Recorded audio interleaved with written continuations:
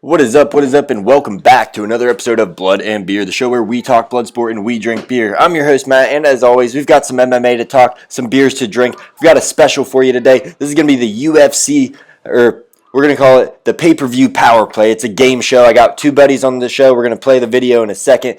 It's a little less than an hour long. We're just going over UFC 309, talking Jon Jones and his legacy, who has the most to gain at 309, and much more. Building super cards, top 5 pound for pound for everybody. And yeah, we'll get into that. I'll play the video in a second.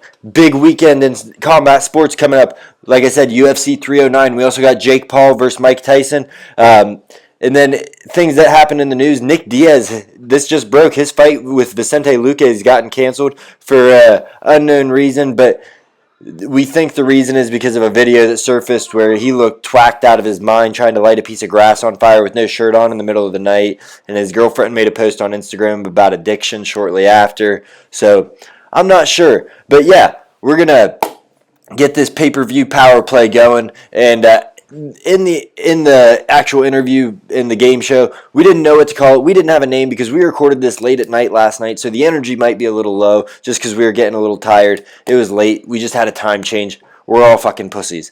But regardless, this is the UFC 309 pay-per-view power play, baby. All right, so we have a UFC 309 head-to-head. We got some talking points for you. We got my friend Cody, got my friend Noah here. I'm going to ask them some questions. It's going to be kind of like around the horn where they'll each have a chance to answer, and then I'll reward a completely arbitrary amount of points. And the winner of tonight's show will get a Blood and Beer t-shirt. So, without further ado,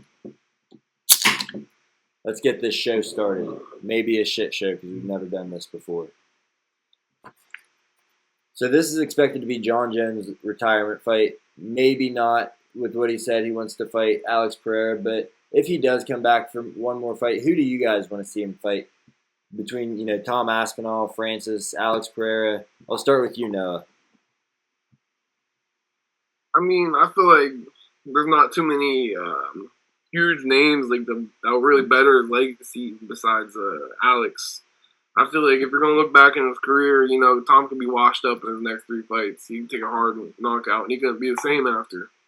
So, I mean, Alex, he's one of maybe, I think it's 4 double champs. So, I feel like realistically, it'd probably be Alex. Okay. And Cody?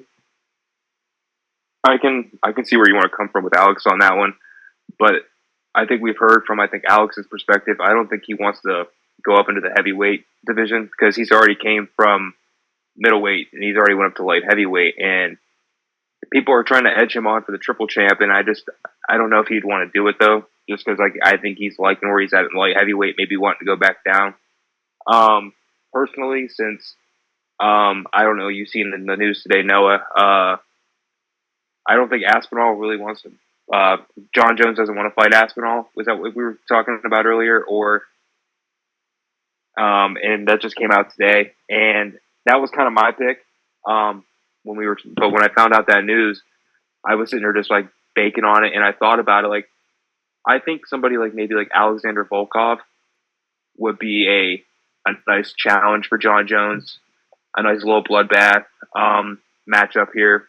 Just pure brawler on brawler, technique on technique. I think that would be a great matchup for Jon Jones to finish up on his career. Volkov, I think he has Senor Gale, I think his name is. Gone. Senor Gone, that's what it is. They got him coming up on December 7th. So that fight's going to be a big one. Depending on that one, I can see how it goes. But for me right now, I would like to see the bloodbath between Volkov and Jones if, Jones decides to keep fighting. So you're going with the Jon Jones route of not really title fights anymore. He goes for just the fun fights, like what he's saying. Oh, yeah, just for the money at this point, sell the pay-per-views. Because he's on the brink of he's 36, 37? Yeah, So I mean, he doesn't have very many big fights left, and I mean, you would want to go out on a winner at this point. And I think Aspinall would get him. I don't doubt that. I got to give the point to Noah on this because I don't respect Jon Jones' decision to not take on the up-and-comers or the top guys. If he's not going to retire, I don't want to see him fighting a Volkov or, like he said, Jamal Hill or Derek Lewis. Like, I want to see him either fighting top guys or let this be his retirement fight. So I'm going to give Noah 2 points for that one. And we're going to move on. I'll let you start with this one, Cody. With the year coming to the end, who would you put as your fighter of the year so far? My fighter of the year, I'll have an honorable mention. Even though he lost in his recent fight, the year that he's had and the rise that he's had is Sean O'Malley. Just become the polarizing star that he is. But for me, fighter of the year is Alex Pereira. I mean, it's just plain and simple. I mean, the dude has mowed down every single fighter that he's came across. You look back on it, he's from coming back in 23, coming up a weight class up to light heavyweight, and he's literally just dominated the division since he's came up. Nobody's been able to stop him, and he looks like a dominating force. He's selling the pay-per-views. He's freaking selling the promos. When you see him in videos with people, he's just kind of polite in public, but when he's in the octagon, he's a cold-blooded fucking killer, and there's nobody stopping him. Yep. Noah? Oh, man.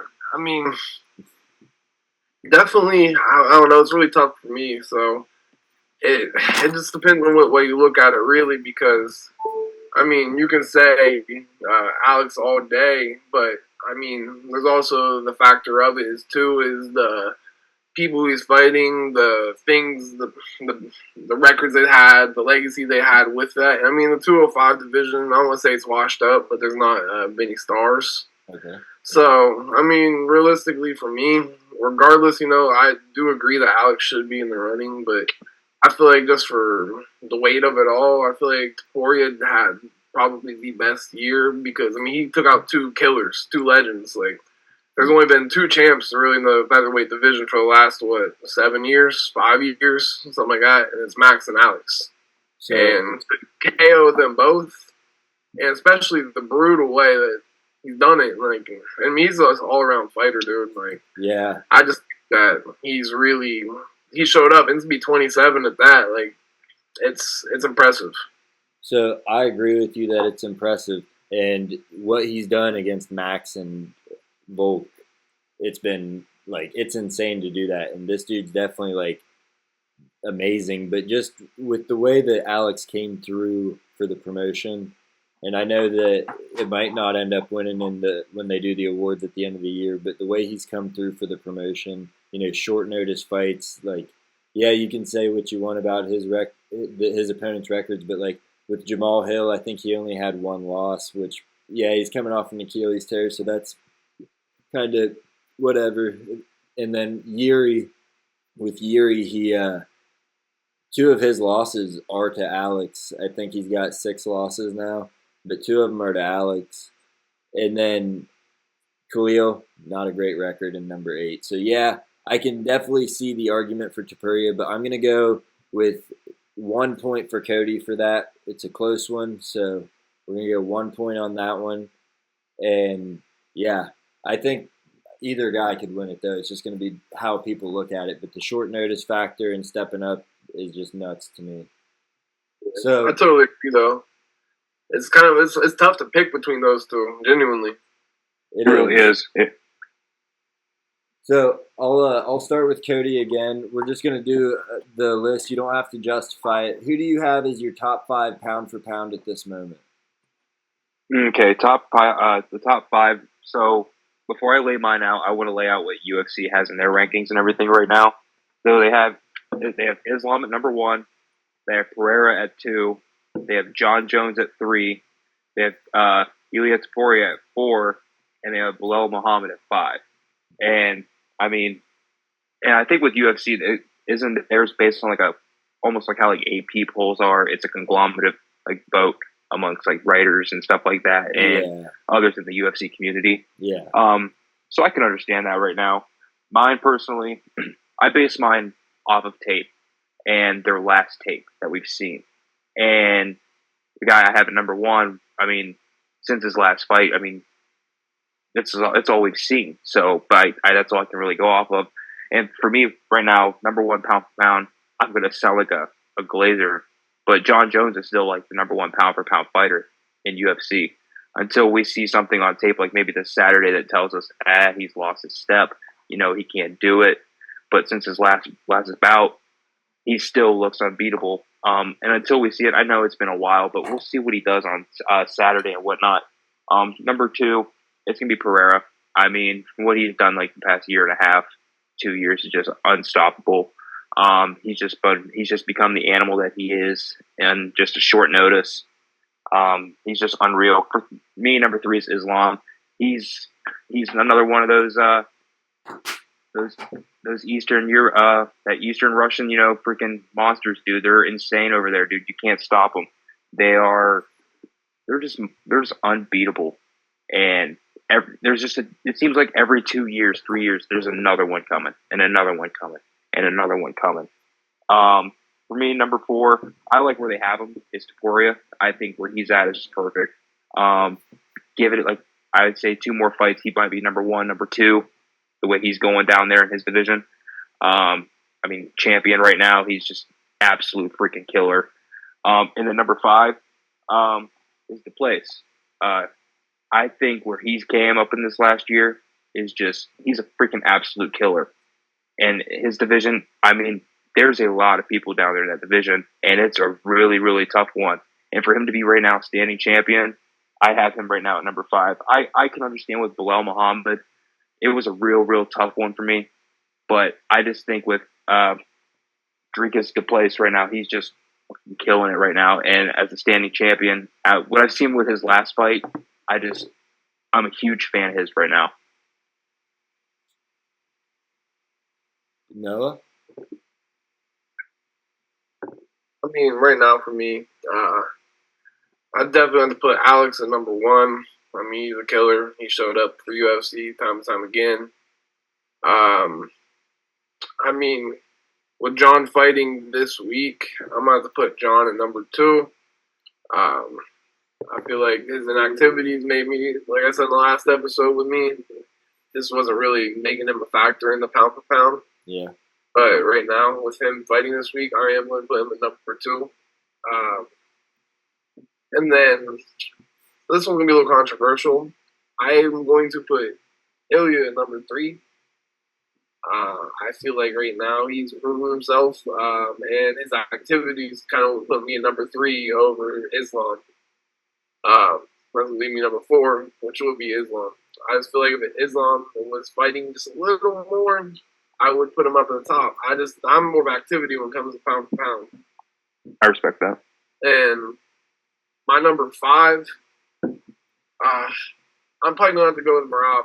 I appreciate this game a lot. I think we did with Sean. Sean's my favorite fighter. And what he did to him was impressive, so let's put him at number 5. Okay, before I reward points for this, and I'm not going off of my point system, I'm going off your answers, or my rankings, but I have number 1, Islam Makhachev, 2, Topuria, 3, Pereira, 4, I have Hamzat Chimaev. Put him in there, dude. I was going to put him in. That's crazy. He's a killer. And then at number 5, I have Alexandra Pantoja. Because even though he's a boring-ass fighter, he's a very dominant fighter. That's controversial. It is, but what he does and the way he can take damage and do what he does at flyweight at that pace is pretty impressive. Because I went back and I've been watching UFC Fight Pass, so I watched a couple of his fights and I was like, okay, yeah. But yeah, that's who I have in my top 5. The points go to 2 points for, oh man. I guess I'll give 2 points to Cody for this one. So it's 3-2 at this point. I don't like Jon Jones being in either of your top 2 personally, because until after this weekend, he can re-enter the ranks, in my opinion. But I like I like your Islam at 3. I don't hate that. Topuria, I think both of you guys have him low. I think he's number 2, but I also like the Duplessis mention in there because he is awkward and he's a terrible watch as far as like his style goes and technique, but it was a good honorable mention in there. So, moving on, we're going to glaze for a second. Cody, the floor is yours. What is your favorite Jon Jones fight or Jon Jones moment?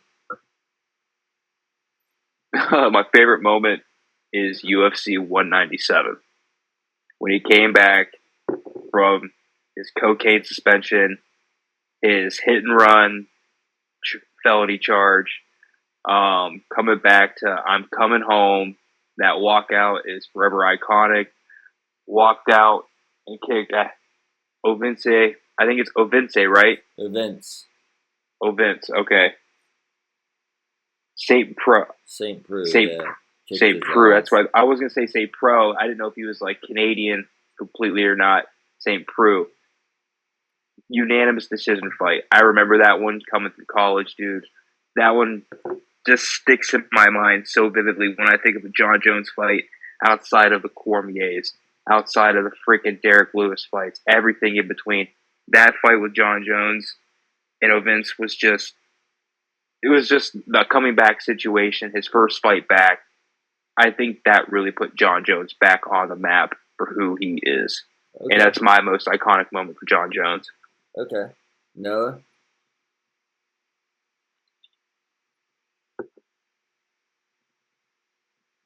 Noah? Sorry. Okay. Man, I might definitely have to go with the war between Jon and Gustafsson. I don't know if it's exactly how you say it, but that is a legendary fight. That is something I watch over and over again, and that was just, man, that was insane. That's probably one of the best martial arts fights I've seen in a long time, and Jon had to pull some heart out for that, because I don't know exactly, but I believe that was a fight that he did not train much for. I could be wrong. Not at all. That's correct. Yeah, so to do that on no training and a lot of drugs and to come out and to still beat this man is very impressive. I love it. That was a hell of a fight. I love Noah's answer, and I'm going to reward Noah with 4 points, putting him at 6 to Cody's 3. And both of you are still wrong, though. Cody's moment, the walkout, was probably one of my favorite moments. The Gus fight was my favorite fight, other than some of his early shit when he was murdering people. So, but favorite recent fight. The correct answer to this question, though, is when Jon Jones said, "Hey, you still there, pussy?" That is a legendary moment. I love that. With him in DC. Yep. I'm here. I'm here. His smirk on his face, bro, you just knew that ate him up. You know, if you spit in my face, I'll absolutely kill you. No, I'll actually kill you. All right, moving on. We got Charles Oliveira versus Michael Chandler this weekend, the rematch. If Michael Chandler gets this fight, gets the upset, gets the win, is that enough to warrant a title shot after his recent record and everything that's been going on, the inactivity, the losses? We'll start with you, Noah. Man. So, I feel like, I don't know, I'm guessing you guys have seen the interview of him saying that he wanted to, after he won, to go fight Islam for the belt, and then to go fight Max. I feel like the best according way to do it for him, I don't think it deserves a title shot right away, just because he's 1-4, I think. I could be wrong in his last fights. Somewhere like that. Somewhere around there. So I would say he needs at least one more good performance to really put it on. So I would say instead of him going to fight Islam right away for the belt, I say he goes fight Max for the belt. Because I feel like stylistically, that'd be a crazy fight. That's something I want to see just prove Michael's fucking just is great. Because, I mean, he hasn't been put through the ringer in a long time. He's been sitting out for, I think, over 700 days or something like that. That's a long time. You're going to have a lot of ring rust. Yeah. I feel like the best way to do it for him is going to go fight Max for the BMF. Because, I mean, let's be real. Like, Michael Chandler, his style is the type of person who does deserve that. Like, he's explosive, he's electric, and he's someone in the ring I enjoy watching when he's in his prime. Absolutely. So I feel like that would be my route for him. All right. Cody. Right away, no. I think Noah hit it right on the head. I mean, with his record in his last 5 is 1-4. Especially when he's ranked, I think, 6 or 7 in his own division. Yeah, right around there. Might be 8. 8. Yeah, I don't think that warrants a title fight. Especially, I mean, I knew you were supposed to fight Connor and that backed out, and you fought somebody on short. And I don't, you didn't even fight, so it just backed out. And I think somebody like Dan Hooker would be a good matchup for him. Justin Gaethje maybe. Throw that in there. If you can beat maybe a Justin Gaethje and then maybe a Max Holloway, I would think you need 2 more fights because you've only won 1 out of your last 5, and I think to warrant a title fight, I think you need to be hot. I think you need to be on a streak. I think you need to beat proven fighters. I would think maybe a Dan Hooker fight, 3-round. Put him on the main card, and then a Max Holloway. Maybe eventually, if Max Holloway gets a hold of the BMF title, maybe that could be a fight. He has it. He has it now. That's right. I completely forgot about it. That's my bad. Apologize on the poor research there. Why not go for a Max Holloway BMF fight? I mean, let's see it. And then if you can get that, then that can maybe warrant a title fight with Islam if he still holds the belt then. But right now, I mean, he's in his 30. He's 28. I apologize, and he's almost 30. He's still in his prime, but I mean, he still has a lot to do. I don't think he warrants a title fight anytime soon. 2 fights, win them, and then maybe you get the title fight. I like that. So I'm going to give 1 point to Cody for this because I like both your answers. It would have been more Cody, but the BMF slip-up cost you. I think he needs 2 more, like he said, like after this even, because you beat Charles Oliveira, that's huge. I'd like to see the Max fight next, and then a Gaethje rematch if Gaethje's still around, or maybe a Rafael Fiziev type thing when Fiziev comes back because he's coming for the title. But that's what I'd like to see because, yeah, like he said, the record, the losses, the inactivity. Inactivity doesn't kill me as much if you come back and put on a show, but it's the losses. No, and you're ranked 7 or 8 in your own division. I'm sorry, but when's the last time somebody ranked that low in their own division got to go right up to a title fight? Khalil Roundtree. Khalil Roundtree. 307. When he fought Alex. But that's right. You got shit kicked. That's right. We'll move on. We're going to do 5 picks. So it's 4-6 right now. 5 picks or predictions for things that'll happen or announcements, anything like that. Picks or predictions for UFC 309. Cody, the floor is yours. Sorry. You're all right, brother. So my 5 picks or predictions. The first one is going to be, I got 2 early prelims. The first one's going to be Ramiz Brahimaj is going to sub Mickey Gall. Okay. I think Ramiz is going to be one of those up-and-comers again that we see. He's got a pretty solid record. I think it's 8-1. And Mickey Gall's lost his last 3 fights. He's not on a pretty good streak right now. He's I think he's lost his technique.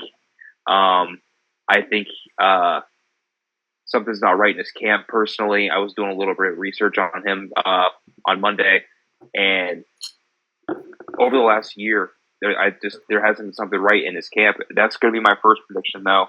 And you can get Ramiz right now at plus money, so that's a really good underdog right there to have. My second prediction is going to be Jonata Dinas. I think that's how you pronounce it. Yeah. Really good Brazilian fighter. Really good. I think he's going to TKO Marcin Tybura. Okay. To go 9. And Jonata Dinas is 8-0 right now. Coming up in the early prelims in Dana White's Contender Series. And I think to go 9-0 in this one's going to put a really big stamper on him. And I don't think Marcin's a really good fighter right now. He's just, I don't know. I watched tape on him a little bit earlier, and he's a little sluggish. And I just think it's a pretty good matchup for him. And I also think, I mean, it's one of the heavier, it's a heavy win for you, and you can get him at minus 125 right now. I don't understand how the odds are like that, but maybe Vegas knows something I don't. For number 3, I have right here. I told you I switched my arrows up earlier, man. Right here. Eric Anders is going to split decision over Chris Weidman. I like that. I think that's going to be a really tight fight. I have high hopes for Chris. I know he's 40. I know he needs to go out on a high note, but I like Eric. I like Eric Anders in this one. I think that he's going to have just the slight edge in that one. My fourth prediction is going to be another round one Bo Nickel clinic. Okay. I think Bo Nickel is just going to be. He's in year 2. He's going to prosper up to 7-0. He's just slowly climbing his way up, and it's going to be real interesting to see how he does once he comes up here up against these tougher fighters in that division. Because I know he's got that pro wrestling style from Penn State, but it's going to be a tough one when he gets up there, man.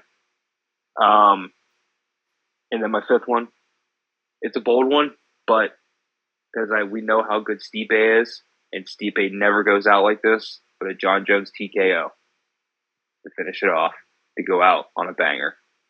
Okay, I like it. I think Jon Jones gets him down and just starts getting him in the ground and pound, and I think if Herb Dean or somebody's calling it, he's going to come in and just wave it off. I like it. Noah, the floor is yours. 5 picks or predictions. So I'm going to have to go with, first off, I'm going to start with Jon Jones. I think the fight is going to go a little bit longer than people expect. I think Stipe still got a little bit of grit to him. I think it's probably going to go to maybe I'm going to give it third. I'm going to say possibly fourth, but I'm going to say my gut's going third round. I'm going to go to Jon Jones submission. I just don't really like Jon as much as a knockout type of guy anymore in his career. I feel like he's more of a submission, jiu-jitsu. I feel like he's really been relying on those type of things in his belt recently. So I'm going to go with the Jon Jones submission on Stipe for the main card. Then I'm going to have to go with Michael Chandler KO on Oliveira. Spicy. What's that? Spicy take. Big dog. Spicy, buddy. I mean, that's how he's going to win. Sorry. Continue. No, you're good. You're good. I'm going to have to go with Bo Nickel, like you said. It's going to be a first round. I would say maybe within the first 90 seconds. I'm going to have to go with, I don't know. That's a hard thing. It's kind of hard telling Bo because, man, he's a great submission artist and he can knock people out, too. I'm going to have to say, personally, I think he's going to knock him out. So TKO, I'm definitely go with Bo early on that. And then, as well as I'm going to go against him on the Weidman. I believe Weidman has what it takes to get it done. He's definitely a little older, but I love him as a fighter. I don't know. He's just always done me right every time I've went with him. So I'm going to go Weidman over Eric Anders. I don't really care which way he gets it done as long as he does. And then I'm going to have to go with the reliable with Jim Miller. I think he's still got what it takes, man. I love Jim. He's one of my favorite fighters of all time. He's just like a legacy fighter to me. I can never pick against him just because he's one of the warriors, you know, like the UFC warrior by 30 fights. So I believe that's 5. Could be wrong. I think you hit it. You might have done 6. Close enough. Yep, close enough. So I like your picks. I don't think Jones submits Stipe. I'm not going to hold that against you because it's a nice take. I'm going to go with Cody because I disagree with less of what he said. The only thing I really disagree hard with what you said, Cody, is Jonata Deniz. I'm one of the people that I just don't see it yet. He doesn't seem to have knockout power, and I think Tibera is going to just lay on him against the cage for 15 minutes. But I can respect that. I mean, that's what he does. Tibera's got that on him. Yeah, Tibera's a big body, but he's got that big build. I'm gonna give it to Cody in this one. We'll go 3 points, and that gives you 7 to Noah's 6. So 7-6, and we're winding down. We got 3 questions left, and if it's close, which it looks like it might be, if it's close, then we're gonna go to a tiebreaker that'll just make up. So who has the most to gain at UFC 309 on the whole card? Everybody out there, as far as exposure, as far as what's next for him. We'll start with you, Cody. Who has the most to gain? The most to gain, there's going to be an honorable mention like I did for my Fighter of the Year. I think it's going to be Chris Weidman's going to be my honorable mention, going to be 40 years old. You've been on a real big streak. You've been a former champion. I think it's going to be a real big note for you to go out on a win against Eric Anders. I think that would be a real huge, especially on this fight. I mean, this is going to be one of the most sold pay-per-views of 2024, if not the most sold pay-per-view of 2024. Yep. And for the exposure of Chris Weidman with the exposure of the big fights he's had in his past, and to go out on a dub, that would be massive for him. And who knows, he might stay fighting. Who knows? But he's one of the 5 fighters in these cards that are like, are we gonna hang it up? We're gonna keep going here. Yeah. But I think it's Bo Nickel. I think because Bo Nickel is in year 2, we watched him go through year 1 and just dominate. Now, who he's going up against is no scrub.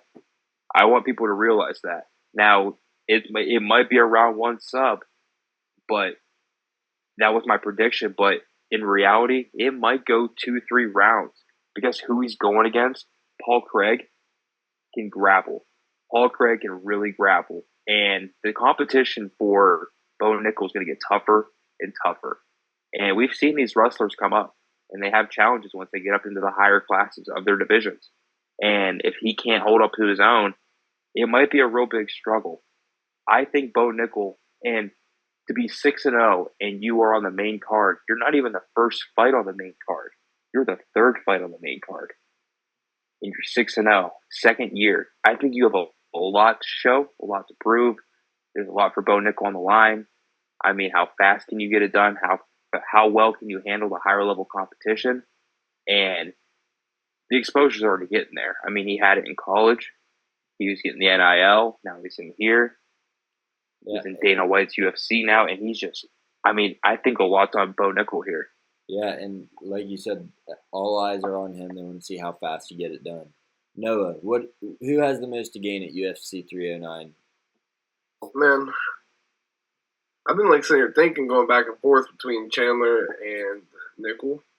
I mean, and both they're right. They both in their ways. They both do have a lot to gain and a lot to lose as well. Both of them. I feel like they're riding their coattails right now.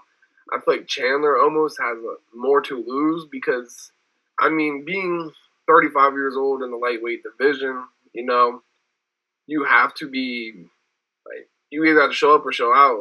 You don't have many more chances once you're Father Time's just taking down on him. And if he doesn't do something right now, if he loses this fight, loses next fight, it's done. He has a climb and he doesn't have much time, and he just sat out 2 years, he could sit out another 2, and then next thing you know, his career's done and over before his eyes. So if he doesn't pick up momentum right now, because man, he was double champ, I think, in Bellator. I could be wrong. No, he was a 2-time champ, but not a double champ. Okay, I knew it was something like that. But so I just feel like he's had so much hype coming in the UFC, and it's kind of died down. So he's very lucky to get a fight like Oliveira in his first fight back in almost 2 years. So, I mean, they do have some sort of faith in him, but if he loses this fight, I mean, there's not that many paydays left for him, especially the red panty Conor McGregor fights. That's not going to happen if he loses this. So, I feel like realistically, Chandler has the most to lose right now. Okay. So, I'm going to reward 2 points to Cody because Noah answered who has the most to lose. But I think that the person that has the most to gain would be Stipe Miocic, the man they never wanted to be champion, to knock off the greatest of all time and to be able to retire with the biggest middle finger to the UFC. It would be the funniest thing in the world if he knocks out Jon Jones. I love Stipe and I like Jon Jones a lot too, but just as far as the UFC's plans and what Stipe's done lately, just to come out after 4 years and to knock out Jon Jones would be the funniest thing that could ever happen. Dana White would be in shambles. He'd be crying for the next 3 months. We wouldn't see him until maybe February. Shambles. The compilations of Jon Jones is the greatest fighter ever would be all over the internet. So we're going to do 2 points, Cody. That brings it 9-6, Cody. So that leads us to our super card. Cody, build me a 5-fight pay-per-view super card. You get 1 title fight on this card. Okay. Now, when I built this card, pay-per-view, that's the key word of this card, pay-per-view. How much are you going to sell? Okay. And this is going to sell. Fight number 1 is going to lead off the night in this card. 5 fights. Kayla Harrison versus Raquel Pennington. For the Kayla title? Harrison's... No. This is fight 1 of the card. Oh, versus Raquel Pennington. Okay. Yeah. No. That's not my title fight. My title fight's later. I forgot she lost. Yeah. This is going to be... That would be a bloodbath. Kayla Harrison is one of the up-and-comers. It's eventually going to be her time. It's going to be her title for years to come. She's the baddest woman in UFC right now. It just hands down. It's just, right now, I think a Kayla Harrison, a Raquel Pennington fight would propel her to a title fight. My second fight with this card would be Alexander Volkanovski versus Diego Lopez. I think in the featherweight division, I think this would be disgusting. With the jackrabbit that Diego Lopez is and the power-hungry freaking freak that Volkanovski is, I think in the speed that he has and the footwork that he has, ooh, buddy, I think all eyes would be on that fight. I feel like everyone would want that to be a title fight. That would be absolutely just ferociously disgusting. Fight number 3. Here's a good one. Paddy Pimblett versus Max Holloway. Okay. I feel like that would be a moneymaker. I feel like you're putting some eyes on the card. You just have that Irish music coming out with Paddy, and then you got freaking Max Holloway out there just standing there, just ready to rock and roll, throwing his hands, just shit talking. You know, he's ready to do his shit. That would just be a full on, just freaking do a full on fist brawl. And then the fight before the title fight here, Sean O'Malley versus Peter Yan 2. I think that would just be absolutely just filthy. I think that would be, because that was a close fight. That was a really close fight last time. And I think that would just be completely just disgusting. I think that would get O'Malley back on the right track toward a title fight. I feel like for him, that would be absolutely disgusting. Now, for my title fight, I would just straight blood. Because this is what this is. It's just blood and beers. Title fight. Bilal Muhammad versus Kamaru Usman. I feel like that would just be the absolutely just disgusting main card that the public would want to see. Kamaru Usman, power right hand, power left hook. Bilal Muhammad, holding up against cage, power right hand, power right hook. Kicks. I mean, he's got it all. It would be an absolute fucking massacre of a fight. And I think that would end in a KO in either way.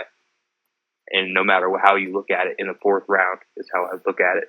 And that'd be my 5-round fight, man. My 5 cards. All right. 5-fight super card, dude. All right. Noah, the floor is yours. So, of course, I'm about to go with Jon versus Alex. I feel like that's the one fight I'm really on the edge of my seat wanting to see right now. That's something I've been, since Alex went 205, I've been thinking about, like, man, if he got a hold of Jon, I feel like he could do it to him. I feel like he'd be the one to put something right through Jon's armor. Like, I feel like he is Jon's kryptonite. He just don't know it yet. I just feel like he has the star power and just this pure power and ability to put Jon's lights out. I feel like he'd be the one to do it. I feel like for the co-main, I'd have to go with Izzy versus Khamzat. I feel like that would be an absolute crazy matchup to make. I feel like, man, like that is something I really, really want to see right now. Never even. As a fight fan, man, that is something that is. I'm praying for that fight. That would sell. Oh, most definitely. And then maybe if Michael Chandler does win this fight, he could also throw them to wolves if he doesn't want to fight Islam yet. Throw him Dan Hooker. running I it feel like back. that would be an absolute bloodbath. And then I'm definitely going to have to go with Diego versus Max. That would be something I'm very interested in seeing. I feel like that would be crazy stylistically. For the BMF, that'd be badass. Oh, most definitely. It would be insane. And this last one, I'm kind of in between. I kind of want to see Jack Della Maddalena versus Ian Gary. Okay. I like that. Strikers. That'd be a good one. So this one wasn't tough for me because Cody, you had me until the end.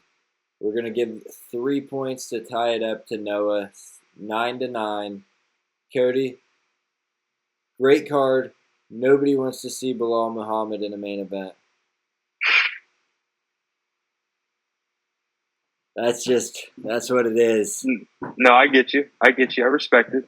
And John versus Alex, I don't think anything could outsell that right now.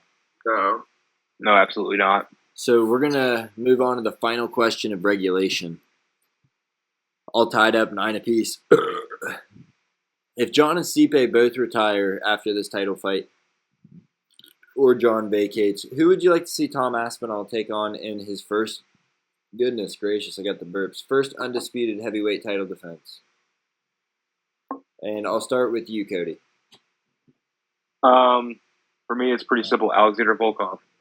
These two fought in 2022 in England that ended in a round 1 submission. Now, it's been 2 years since that fight. These two are completely different fighters. Volkov's 36. Granted, he's a little older now.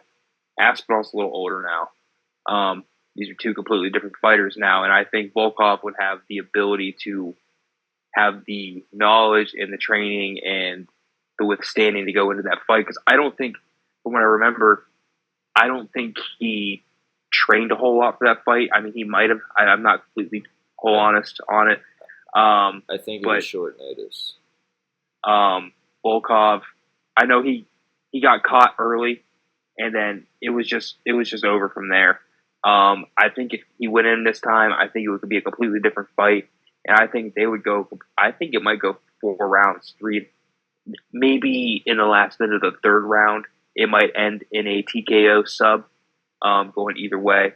But I think for Aspinall in his first fight as full champion of the heavyweight division, I think Alexander Volkov, Tom Aspinall too, would be the first one. I would say to lead off, because that was the real big. I remember that night. That was the real big introduction to Paddy Pimblett and everything like that. It was a really early fight in the day, and I think for Aspinall's legacy, I think to go, if he wants to submit himself 2-0 against Volkov, would be the way to start it. Okay. And Noah? Me personally, I definitely have to go with Cyril Gahn. I just feel like, realistically, that is a very good matchup for Jon. I feel like, Tom. I feel like Tom and Cyril would be something that sells. Cyril has a very big name, and he's one of the few stars I feel like is left in the heavyweight division at this moment in time. I mean, obviously Jon was in a league of his own that night when he came out and just absolutely scored him. But I feel like Tom isn't at the level that Jon is yet to be able to do something like to Cyril. And I feel like that'd be the first real matchup that Tom's even had, because, I mean, he's fought a lot of decent fighters, but nobody great. I feel like I'd put Cyril over Alexander Volkov just by his record and resume. So personally, that's what I would say. I like both those answers a lot. And the good news is those guys are fighting December 7th, so we'll get to decide exactly who fights them, because Jon Jones isn't going to fight him. But with that being said, I like both your answers. I was leaning towards Volkov when I wrote the questions out. I like the Gahn, bringing that back into it, because I do want to see Gahn versus Aspinall. I think that's just a fun stylistic matchup. I'm going to go ahead and call this one a draw. That way we can move on to my question I made up at the beginning of the show in my head that neither of you know about. I'm going to have Cody, you're Jake Paul, Noah, you're Mike Tyson. So, Cody, I want you to tell me, how is Jake Paul going to defeat Mike Tyson this weekend? Mike Tyson is old. He's 58 years old. I mean, we seen his last fight. The dude was gassed after 2 rounds. And that was what, 3 years ago? 4. Even worse. He was 54 when he had that fight. I know how the media does this. Everyone hates Jake Paul, and they want to rile up and watch him get his ass kicked. And then they put him against somebody that they watch him, and he just beats their ass. But the thing is, though, Jake Paul has actually became a better fighter no matter what. In each fight, the stance, the jabs, the hooks, the freaking ducks, the hip movements, the shoulder movements, everything is improved tenfold from when he fought KSI 6 years ago or whatever it was. He's an incredibly different boxer now. And I think for the way that Jake Paul's going to win this is survive the early nukes. If you can survive the early nukes from Mike Tyson and make this an endurance fight, get your points early, survive, get your points late, you will easily win this fight. I mean, I think once you get into the 5th and 6th round, I think the way that you win this fight is that you finally get around and you swing around and get a right hook to Tyson. You swing around and get the body shot to, because at 58 years old, let's be honest, I mean, you can be the biggest bodybuilder you want. Father Time wins on the human body. And I don't think I've ever seen a 58-year-old withstand a 26-year-old, 28-year-old in his prime at any level. I'm sorry. And I think for Jake Paul, it's going to be an endurance fight. Survive the early nukes. If you can survive that, just be a cockroach. Hide underneath. Survive the nukes early in round 1 and 2. You might have 1 or 2 left in round 3. But once you get to round 4 and 5, get your points, baby. You're going to start winning everything. And if you can get to round 8, 4, 5, 6, 7, 8, that's enough points to win the fight. So I think for him, that's how it's going to come down to. I mean, because he might hit the knockout on Tyson, but I don't think Jake Paul has that kind of power. It's just, I think for him, it's going to come down to a split decision based on points. And for Jake Paul, just survive the early rounds. Okay, Noah, how does Mike Tyson take out Jake Paul this weekend?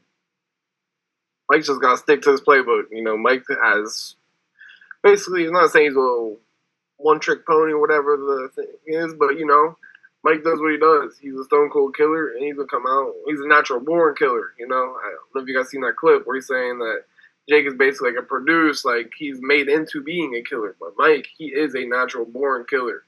And the one thing that Father Time does not have on anyone is your power. Power is the last thing to go. And I'm sure you guys have all seen Mike's clips. Mike still has that power. Yes, the endurance might not be there, but I believe if Mike can knock him out or put him down within the first 4 rounds, 5 rounds, that's where he's going to get his money. I agree. If it goes the whole 8 rounds, then it probably is going to go to Jake. Most likely. I hope not, but Mike's going to have to put him out within the first 5 rounds to really, if that's the way he's going to have to win. He's going to use his power and grit, and this is going to be mind over matter for Mike. And if he really wants this, that's what he's going to do. He's going to put his lights out within the first 5 rounds.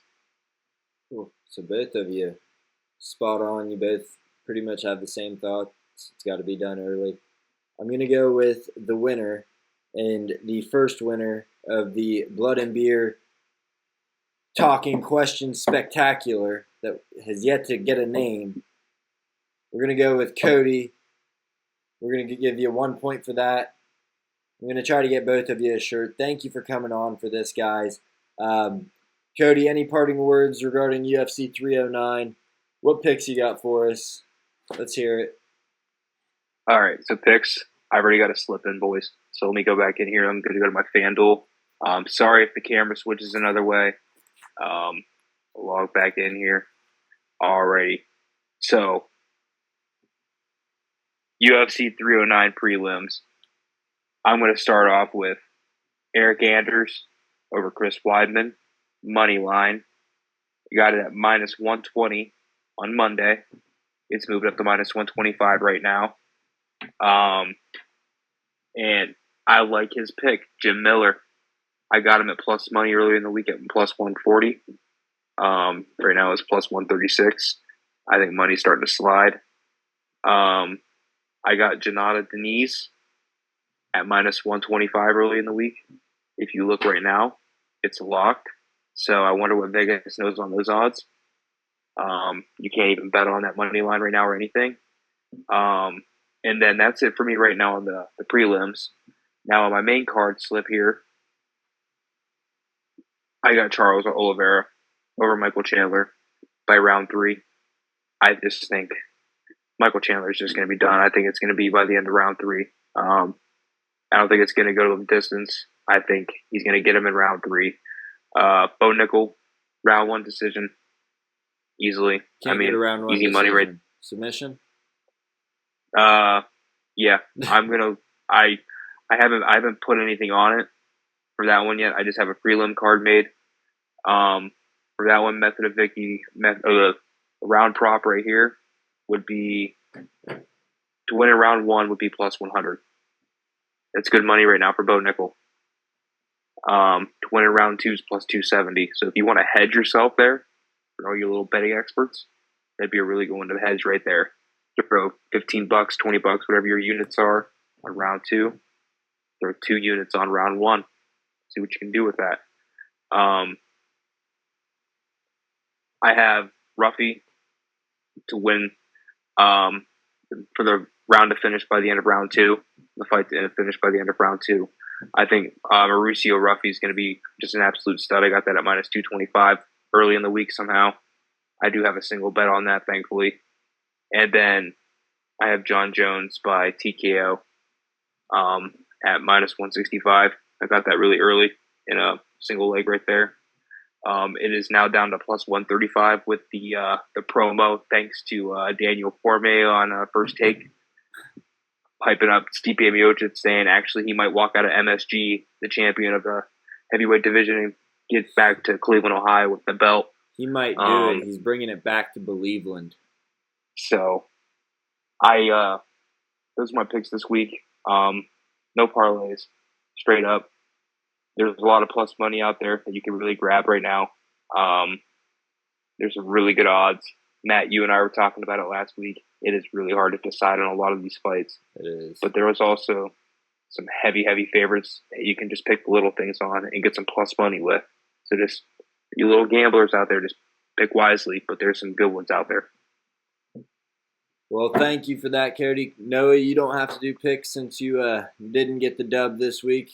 Valiant effort on the first edition of this unnamed version of the show. I appreciate both you boys coming on here, and we're going to sign off.